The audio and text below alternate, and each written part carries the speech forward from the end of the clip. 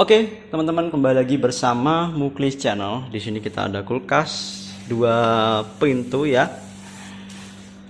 Untuk kulkas ini keluhannya itu tidak dingin. Jadi ini sudah kita bawa ke workshop. Setelah kita coba tes, kita tancapkan.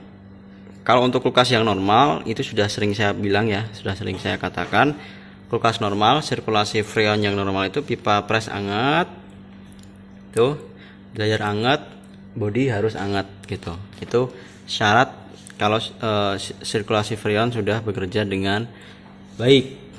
Tuh. Ini saya coba tancapkan kabel powernya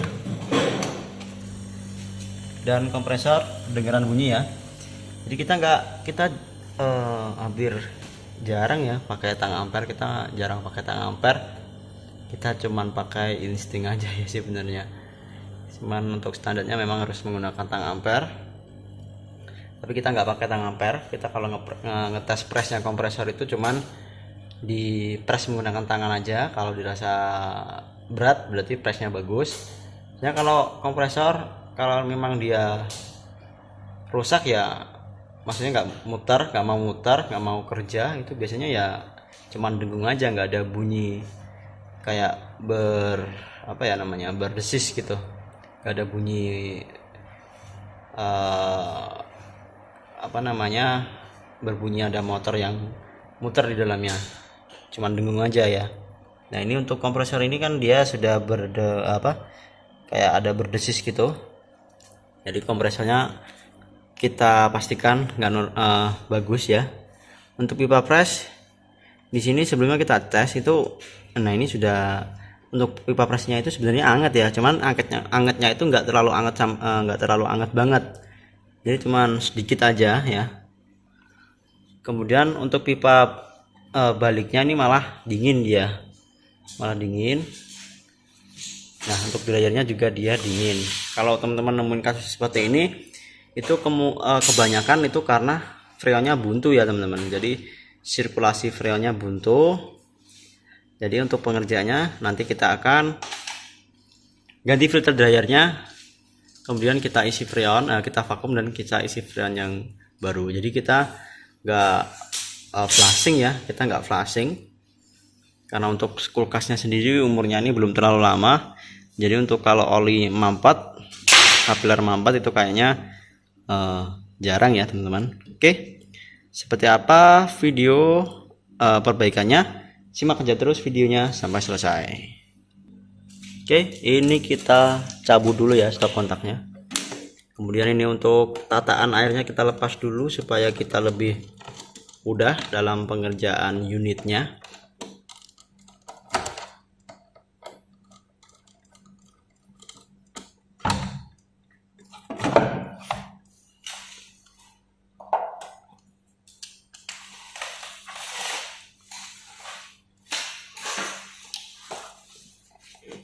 Jadi kita buang dulu freonnya ya teman-teman. Nah ini freonnya sedikit ya yang keluar dari ini. Nah ini setelah di dryernya itu kita lepas, itu freonnya banyak yang keluar di bagian dryer, bisa dilihat tadi ya. Berarti bisa disimpulkan bahwa freonnya itu terjebak di dryer. Jadi freonnya ngumpul di situ, dia nggak mau sirkulasi ke kapiler, otomatis kan sirkulasinya nggak lancar, atau bisa dinamakan dengan kulkas itu buntu atau mampet ya teman-teman. Oke, jadi ini untuk dryer kita akan ganti dengan baru. Kita nggak flushing ya teman-teman. Jadi ini cara cepatnya, kita nggak akan flushing. Yang penting pevakumannya yang bersih. Nanti ya, untuk kulkas akan normal kembali. Jadi kita cuman ganti dryer, kemudian kita lasin semua, mungkin kita lasin semua untuk sambungan-sambungannya, baru kita vakum dan kita isi freon yang baru. Oke, ini sebelumnya kita rapikan dulu untuk kapilernya sebelum kita ganti dryer yang baru atau filter dryer yang baru ya. Oke, sudah selesai. Ini kita pasang.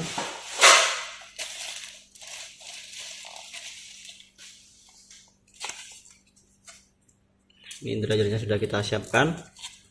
Untuk dryer kita biasa pakai yang berisi ya dryernya, kan di dryer itu kan ada yang ada isinya, ada yang enggak ada.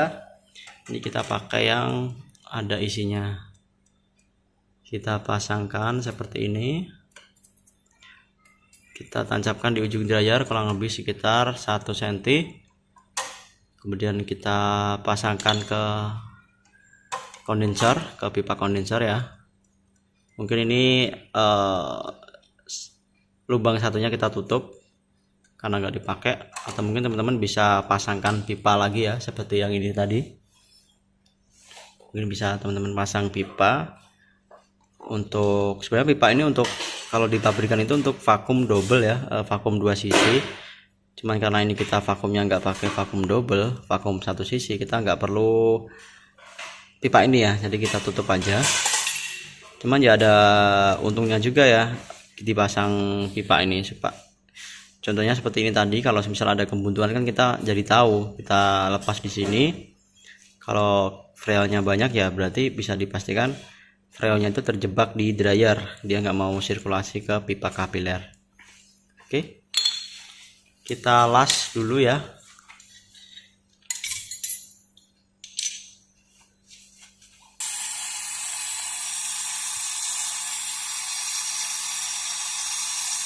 Untuk pengelasan pipa kapiler ke dryer, usahakan hati-hati, jangan terlalu panas.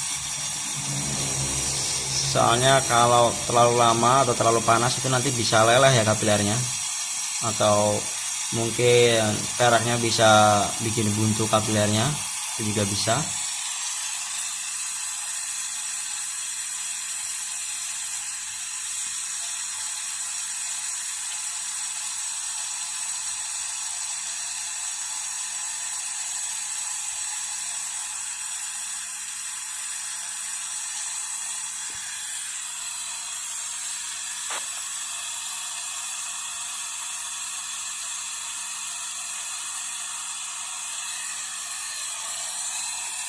Oke, sudah selesai kita pasang ya untuk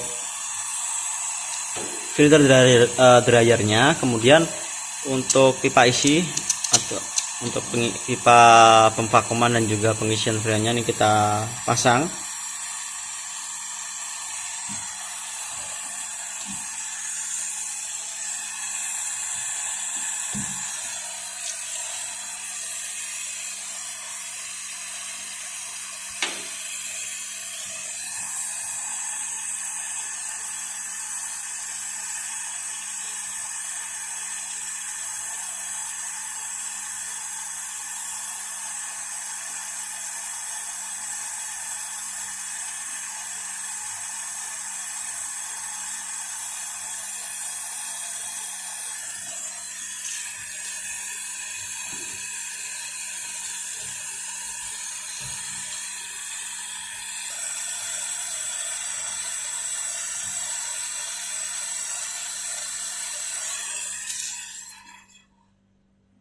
Oke, sudah selesai kita pasang pipa isi. Kemudian kita lanjut ke bagian pemvakuman dan juga pengisian freonnya. Sudah kita siapkan manifold. Kita pakai manifold 2 sisi teman-teman ya. Kemudian jangan lupa kita siapkan juga alat vakumnya. Jadi untuk selang yang warna biru atau selang yang ke low press ini ya, yang sebelah kiri, kita pasangkan ke unitnya, ke kulkasnya ya, atau ke pipa pengisian freonnya seperti ini.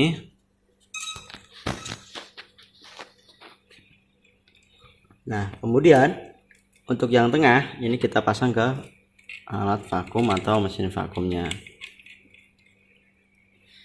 Nah, ini karena high press gak kita pakai, kita tutup selang yang pipa yang maksudnya keran yang bagian kanan. Untuk keran yang bagian kiri kita buka ya. Kemudian alat vakum ini saya nyalakan. Ini sambil saya tunjukkan jarumnya. Ya, ini sudah nyala ya. Dan jarumnya ini akan turun terus teman-teman ya. Dia akan turun terus, di bawahnya 0, di angka min. Untuk pemvakuman sendiri kita akan tunggu sekitar 15 sampai 20 menit atau mungkin bisa setengah jam, nggak masalah. Kita tunggu, kalau dirasa sudah cukup baru kita isi freonnya.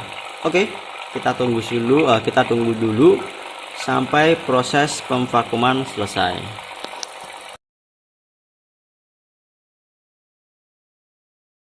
Teman-teman, dan ini sudah sekitar 20 menitan sudah selesai ya untuk vakumannya.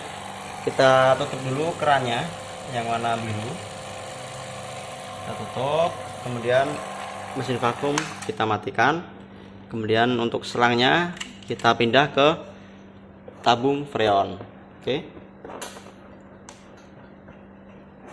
seperti biasa kita buang dulu udara yang sisa yang masuk ke selang tengah tadi, karena kita harus buka menggunakan dorongan freon. Kita buka dulu keran yang sebelah kanan, kemudian kita dorong menggunakan freon.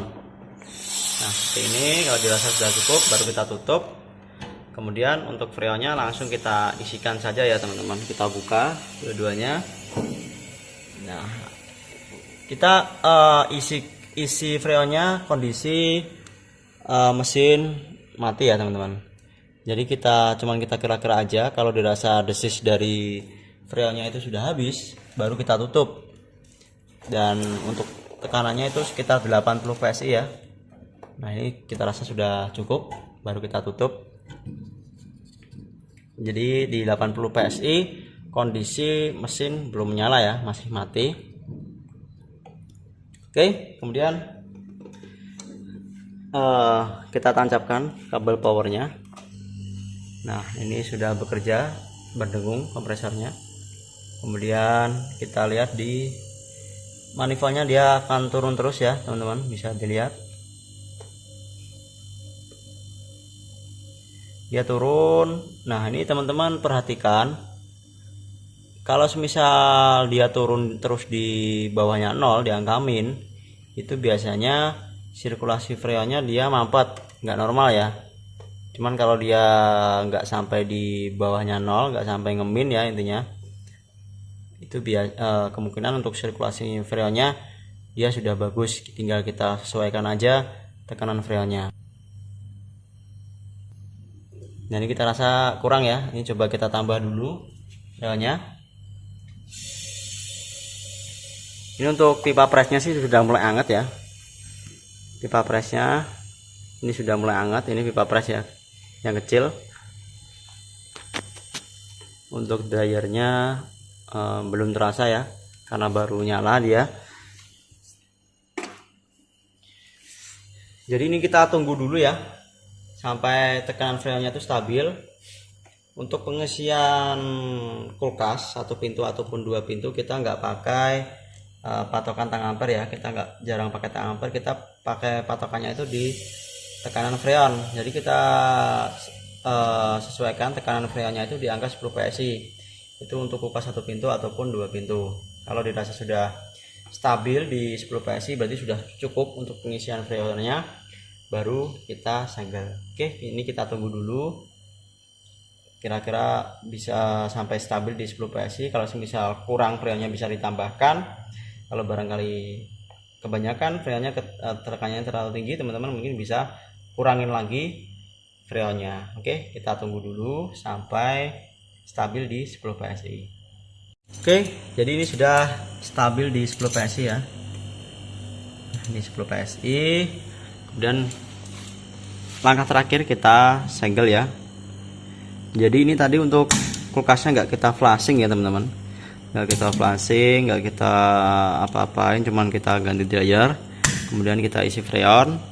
Di pengalaman kami setelah itu nggak ada masalah ya, kecuali mungkin ada kebocoran freon, atau mungkin umur kulkasnya udah lama, atau evapnya bocor. Itu mungkin perlu flashing, karena biasanya ada udara yang masuk ataupun air yang masuk, akibatnya kapilernya itu mampet. Teman kalau seperti ini jarang ya, biasanya buntunya itu di ujung dryer ini aja, jadi mampet freonnya di ujung dryer ini. Jadi makanya kenapa untuk dryernya harus diganti dengan yang baru. Oke, kemudian kita segel ya, kita segel permanen seperti biasa.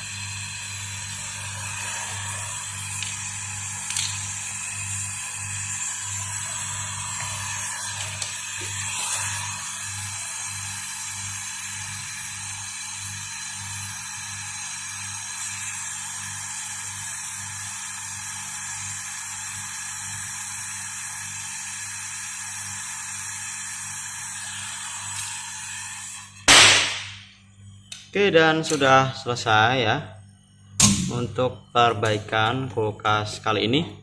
Jadi ini tinggal kita rapi-rapikan saja. Ini untuk bodinya sudah hangat ya, bodi hangat. Kita rasa, kita cek tadi sudah hangat semuanya. Coba kita buka. Nah, ini untuk kipasnya juga normal, bisa bekerja dia. Untuk ini sudah terasa hawa dingin di ruang freezernya. Lampu juga bisa menyala ya. Oke, jadi seperti itu video perbaikan kulkas kali ini. Jika teman-teman suka dengan video ini, teman-teman bisa like, dan barangkali video ini bermanfaat, teman-teman bisa share video ini. Dan satu lagi, jangan lupa subscribe ya teman-teman. Oke, segitu aja video perbaikan kulkas kali ini. Berjumpa lagi di video selanjutnya. Bye bye.